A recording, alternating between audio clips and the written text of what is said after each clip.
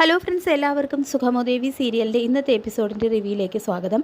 അങ്ങനെ കെവിൻ ഇസബെല്ലയോട് പറയുന്നുണ്ട്, ചന്ദ്രോത്തുകാർക്ക് നന്ദൻ എവിടെയാണെന്ന് അറിയില്ലെന്നാണ് തോന്നുന്നത്. നന്ദനെ മധുര മീനാക്ഷി ക്ഷേത്രത്തിൽ വെച്ച് കണ്ടു എന്ന് പറഞ്ഞപ്പോൾ പ്രഭാൻറ്റിയുടെ പ്രതികരണം ഞാൻ നേരിട്ട് കണ്ടതാണെന്നെല്ലാം പറയുമ്പോൾ ഒരുപക്ഷെ ഒന്നും അറിയാത്തത് പ്രഭാൻറ്റിക്ക് മാത്രമാണെങ്കിലോ എല്ലാം ദേവികയുടെ ഒരു നാടകം തന്നെയായിരിക്കും എന്ന് പറയുമ്പോൾ ഇനി പോലീസ് അന്വേഷണം എങ്ങാനും വന്നു കഴിഞ്ഞാൽ ഞാൻ പെട്ടുപോകുമോ എന്ന് കെവിൻ ചോദിക്കുമ്പോൾ നീ പറഞ്ഞതിൽ തന്നെ ഉറച്ചു നിന്നാൽ മതിയെന്നും അല്ലെങ്കിൽ തന്നെ ക്ഷേത്രത്തിൽ വെച്ച് കണ്ടത് നീയാണെന്ന് പറഞ്ഞിട്ടില്ലല്ലോ, നിന്റെ സുഹൃത്താണെന്നല്ലേ പറഞ്ഞിരിക്കുന്നത്. മാത്രമല്ല കേസ് അന്വേഷിക്കാൻ പോകുന്നത് പാപ്പനായിരിക്കും, അതുകൊണ്ട് ഒന്നും പേടിക്കാനില്ല എന്ന് പറയുന്നുണ്ട് കേട്ടോ ഇസബെല്ല. പിന്നീട് ഭാർഗവിയാണെങ്കിൽ ദേവികയുടെ വീട്ടിലെത്തി നന്ദനെ കണ്ടെത്താൻ വേണ്ടിയിട്ട് ദേവിക ഒന്നും ചെയ്യുന്നില്ല എന്ന് പറഞ്ഞുകൊണ്ട് അവരെ രൂക്ഷമായിട്ട് വിമർശിക്കുന്നു. ശാരികയാണെങ്കിൽ ഉരുളയ്ക്ക് ഉപ്പേരി പോലെ ഭാർഗവിക്ക് മറുപടിയും കൊടുക്കുന്നുണ്ട്. പിന്നീട് പ്രഭ വിളിച്ചിട്ട് ചന്ദ്രോത്ത് എത്തുന്നുണ്ട്. ചന്ദ്രമതി നന്ദനെ മധുര മീനാക്ഷി ക്ഷേത്രത്തിൽ വെച്ച് കണ്ടു എന്ന് കെവിൻ്റെ ഒരു ഫ്രണ്ട് കണ്ടു എന്നും നന്ദൻ്റെ ആത്മഹത്യാക്കുറിപ്പ് കൂടി കണ്ടെത്തിയതോടെ രണ്ടും ചേർത്ത് പ്രഭ ഓരോന്ന് ആലോചിച്ച് കൂട്ടുകയാണെന്നെല്ലാം സിദ്ധു ചന്ദ്രമതിയോട് പറയുന്നുണ്ട്. ശേഷം സിദ്ധാർത്ഥൻ ഹരിയെ വിളിച്ച് കാര്യങ്ങളെല്ലാം തന്നെ അറിയിക്കുന്നു. അപ്പോൾ ഇത് കേൾക്കുന്നതും ഹരിസാറാണെങ്കിൽ എന്തോ ചില നിർദ്ദേശങ്ങൾ സിദ്ധുവിന് കൊടുക്കുന്നുണ്ട്. അപ്പോൾ അതുപോലെ തന്നെ ചെയ്യാമെന്ന് സിദ്ധുവും പറയുന്നു. ശേഷം പ്രഭയാണെങ്കിൽ ഇവിടെ എൻ്റെ മോനെ കണ്ടെത്താൻ വേണ്ടിയിട്ട് ആർക്കും ഒരു താല്പര്യവും ഇല്ല എന്നും നിങ്ങളൊക്കെ പറയുന്നത് കേട്ട് വീട്ടിനകത്ത് മിണ്ടാതിരിക്കാൻ എന്നെ കിട്ടില്ല എന്നും ഞാൻ തന്നെ നേരിട്ട് DGPയെ കാണാൻ പോകുകയാണെന്നെല്ലാം പറഞ്ഞുകൊണ്ട് ചന്ദ്രമതിയും കൂട്ടിക്കൊണ്ട് ഇറങ്ങാൻ തുടങ്ങുമ്പോൾ ഒരു 5 മിനിറ്റ് വെയിറ്റ് ചെയ്യണമെന്ന് സിദ്ധു പറയുന്നുണ്ടെങ്കിലും 5 മിനിറ്റ് എന്നല്ല, ഒരു 5 സെക്കൻഡ് പോലും വെയിറ്റ് ചെയ്യാൻ കഴിയില്ല എന്ന് പറയുന്നുണ്ട് പ്രഭാവതി. അപ്പോൾ ഇത് കേൾക്കുന്ന ചന്ദ്രമതിയാണെങ്കിൽ സിദ്ധുവോ ഒന്നും ചെയ്യുന്നില്ല, പ്രഭയെങ്കിലും അതിനനുവദിച്ചുകൂടെ എന്ന് ചോദിക്കുന്നു.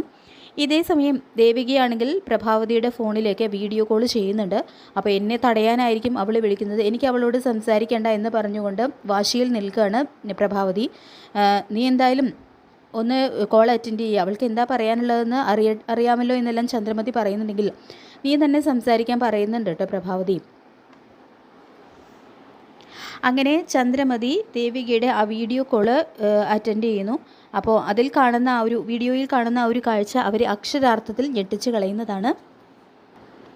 അതായത് നന്ദൻ മധുര മീനാക്ഷി ക്ഷേത്രത്തിൽ നിൽക്കുന്ന ഒരു കാഴ്ചയാണ് കേട്ടോ അവർ കാണുന്നത്. അപ്പോൾ ഇത് കണ്ട് പ്രഭയും ചന്ദ്രമതിയൊക്കെ ആകെ ഇങ്ങനെ ഷോക്ക്ഡായിട്ട് നിൽക്കുകയാണ്. അപ്പോൾ എന്താ അതെന്ന് സിദ്ധു ചോദിക്കുമ്പോൾ പ്രഭയും ചന്ദ്രമതിയും കൂടിയിട്ട് ആ ഒരു കാഴ്ച സിദ്ധുവിനെയും കാണിച്ചു കൊടുക്കുന്നുണ്ട്.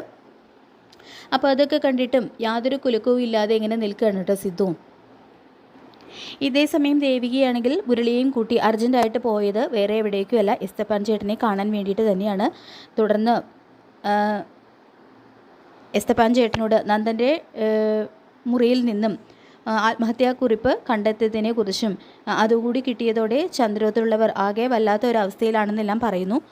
അപ്പോൾ ഇത് കേൾക്കുന്ന മുരളിക്കാണെങ്കിൽ ശരിക്കും ദേഷ്യം വരികയാണ്. അപ്പോൾ മുരളി പറയുന്നുണ്ട്, എത്രയും പെട്ടെന്ന് നന്ദനെ കണ്ടെത്തി തരാമെന്നായിരുന്നല്ലോ അന്ന് വന്നപ്പോൾ വാക്ക് പറഞ്ഞത്, എന്നിട്ടിപ്പോൾ എവിടെ കണ്ടുപിടിച്ചതെന്നെല്ലാം മുരളി ദേഷ്യത്തോടു കൂടി ചോദിക്കുമ്പോൾ നന്ദൻ മോനെ കണ്ടെത്താൻ ഞാൻ എൻ്റെ പരമാവധി ശ്രമിക്കുന്നുണ്ടെങ്കിലും ഉടനെ തന്നെ നന്ദൻ മോൻ എവിടെയാണെന്ന് ഞാൻ കണ്ടുപിടിച്ചിരിക്കുമെന്നും എസ്തപ്പാൻ ചേട്ടൻ പറയുന്നുണ്ട്. അപ്പോൾ ഇത് കേൾക്കുന്ന ദേവികയാണെങ്കിൽ എസ്തപ്പാൻ ചേട്ടനിൽ എനിക്ക് പൂർണ്ണ വിശ്വാസമുണ്ടെന്നും പറയുന്നുണ്ട് കേട്ടോ.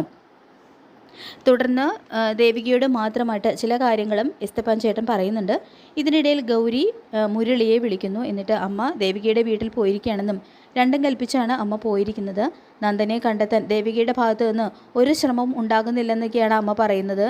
അങ്ങനെയാണ് ദേഷ്യത്തിൽ അമ്മ പോയതെന്നെല്ലാം പറയുമ്പോൾ ദേവിക ഇങ്ങനെ ഓരോ സ്ഥലത്തായിട്ട് ഭ്രാന്ത് പിടിച്ച് ഓടി നടക്കുകയാണെന്നും നമ്മളെ ആരും ദേവിക ഒന്നും അറിയിക്കുന്നില്ലെന്നേ ഉള്ളൂ, ദേവികയും വല്ലാത്തൊരു മാനസിക അവസ്ഥയിൽ തന്നെയാണെന്ന് മുരളി പറയുന്നുണ്ട് കേട്ടോ ഗൗരിയോട്. അങ്ങനെ ദേവികയാണെങ്കിൽ എസ്തപ്പാൻ ചേട്ടനുമായിട്ട് സംസാരിച്ചതിന് ശേഷം അവിടെ നിന്നും യാത്ര പറഞ്ഞ് ഇറങ്ങുന്നു.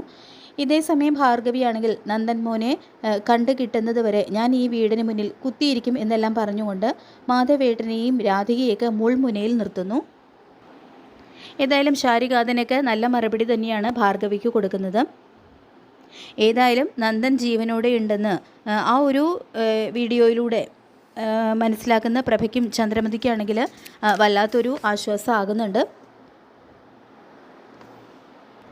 അതായത് ഇതിന് പിന്നിൽ വലിയൊരു കളി തന്നെയാണ് നടന്നിരിക്കുന്നത്. അതായത് മധുര മീനാക്ഷി ക്ഷേത്രത്തിൽ വെച്ച് നന്ദനെ കണ്ടു എന്ന് തൻ്റെ ഒരു സുഹൃത്ത് പറഞ്ഞു എന്നാണല്ലോ കെവിൻ ചന്ദ്രോത്തെത്തി പ്രഭയെ അറിയിച്ചത്. അപ്പോൾ അതിന് തിരിച്ചൊരു പണി നമ്മുടെ ഹരിസാറ് കൊടുക്കുകയാണ് ചെയ്തിരിക്കുന്നത്. അതായത് നന്ദനെ മധുരമീനാക്ഷി ക്ഷേത്രത്തിൽ വെച്ച് കണ്ടു എന്ന് കെവിൻ വന്ന് പറയണമെങ്കിൽ അത് ഒരു വ്യക്തമായിട്ടുള്ള ഒരു ഉദ്ദേശത്തോടെ തന്നെയാണെന്ന് നമ്മുടെ ഹരിസാറ് മനസ്സിലാക്കുന്നുണ്ട്.